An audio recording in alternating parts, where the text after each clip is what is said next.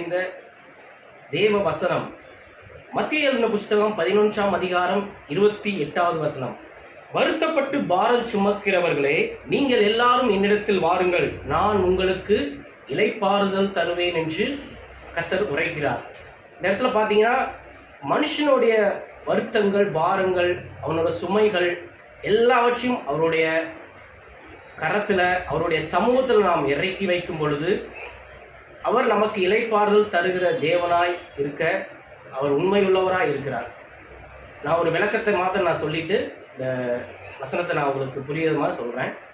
நம்ம ஒரு பயணம் செல்கிறோன்னு வச்சுக்கோங்க. ஒரு இடத்துல இருந்து மற்றொரு இடத்திற்கு நாம் செல்லும் பொழுது நம்ம உடைமைகள், மற்ற காரியங்கள் நம்ம எடுத்து செல்லும் பொழுது அந்த இடத்துல நம்ம அந்த உடைமைகள் எல்லாம் நம்ம சுமந்து கொண்டே செல்ல மாட்டோம்.